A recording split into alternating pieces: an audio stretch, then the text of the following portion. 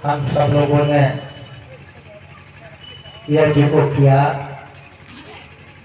यज्ञ की महिमा को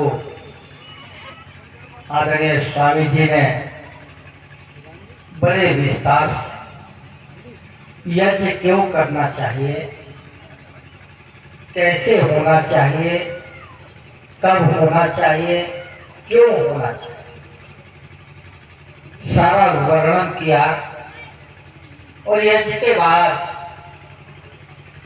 हमने प्रार्थना की और प्रार्थना में कहा, पूजनीय प्रभु हमारे भाव उचल, पूजनीय प्रभु हमारे भाव उचल, छोड़ देवे छल कपट को मानस को, आत्मिक बल दीजिए। क्यों कहा? ये सही है। आप देखेंगे कि समाज, आज समाज है क्या?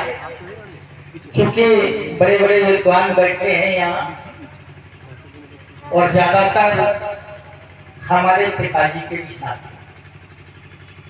सभी है और ये सही है। मैं बहुत छोटा था और समाज हमारे गांव में स्थापित है। उस दिन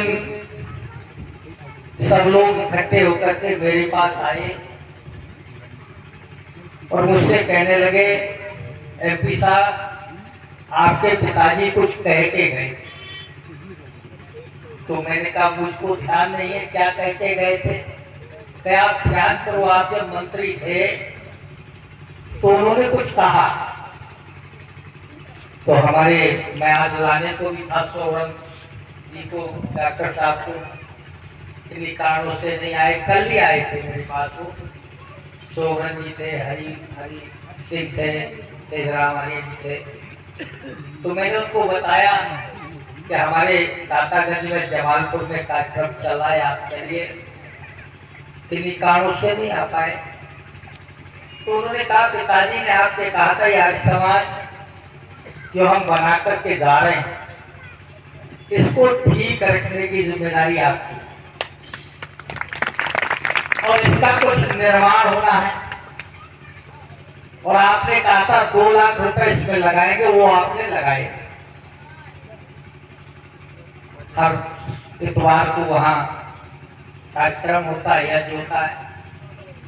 मैं गया, मैंने कहा पिताजी मेरे 2 लाख रुपए गए थे, मैं इसमें 5 लाख रुपए,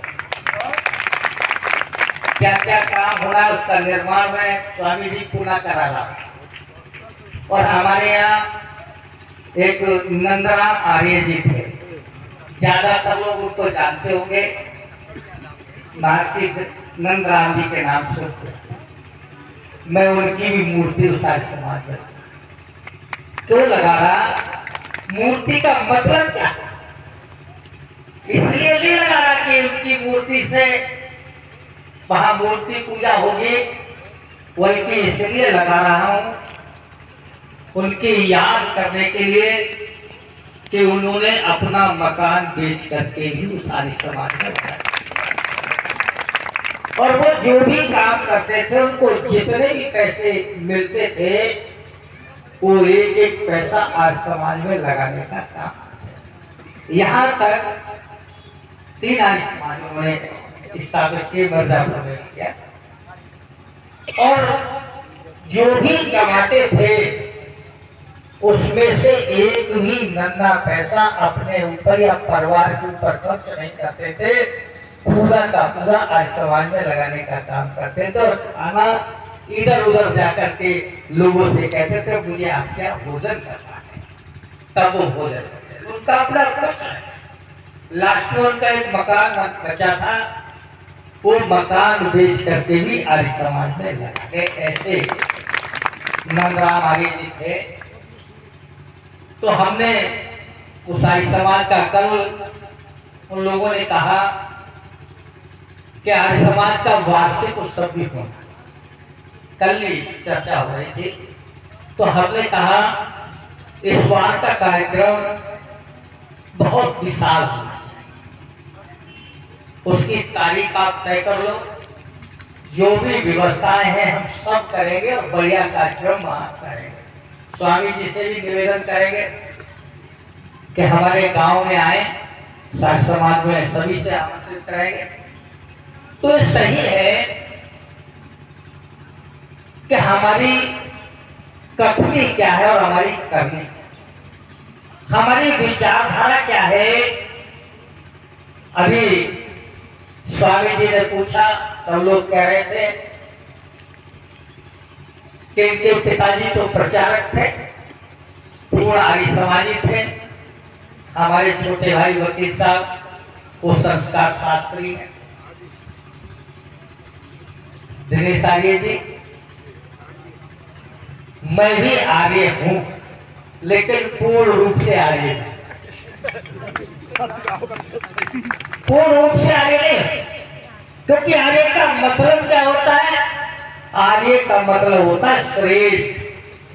यही तो है, जहां तक मैंने समझा है, पढ़ा है, महर्षि दयानंद जी को जाना। तो आर्य का मतलब है श्रेष्ठ। मैं पूर्ण रूप से श्रेष्ठ नहीं हूं। क्यों नहीं हूं? क्योंकि मैं नेता हूं। मैं नेता, हालांकि नेता पर लोग टिप्पणी करते हैं कि कुर्ता पैजामा पहनने से कोई नेता नहीं हो जाता। नेता की तो नीति होती है, लेकिन मैं भ्रष्ट नेता नहीं। मैं भ्रष्ट नेता नहीं, क्योंकि जब मैं मंत्री बना तो मेरे पिताजी ने, क्योंकि मुझसे दोस्ताना रवैया अपनाते थे, वो आपको जानते ही बहुत जाते थे, मुझसे दोस्ताना रवैया अपनाते थे। तो एक दिन कहने लगे, भाई तुमसे कुछ बात करनी है। तो हमने कहा जी बतावें कि आज शाम को आप कै बजे लौट के आएंगे, क्योंकि आपका पता नहीं रहता। हम रात को 11 बजे तक देखते, 12 बजे तक देखते, आप आए नहीं। लेकिन आज हम आपसे बात करना चाहते हैं, आप शाम को कै बजे आ जाएंगे? तो हमने कहा जिस समय बताएंगे उस समय हम आ जाएंगे। कि आज शाम को भोजन हम लोग साथ साथ बैठ करके करेंगे। पर ठीक हम ठीक 8:30 बजे वापस आ जाएंगे, आपके साथ बैठ करके भोजन करेंगे। हम ठीक 8:30 बजे, क्योंकि हमको चिंता लगी थी कि अगर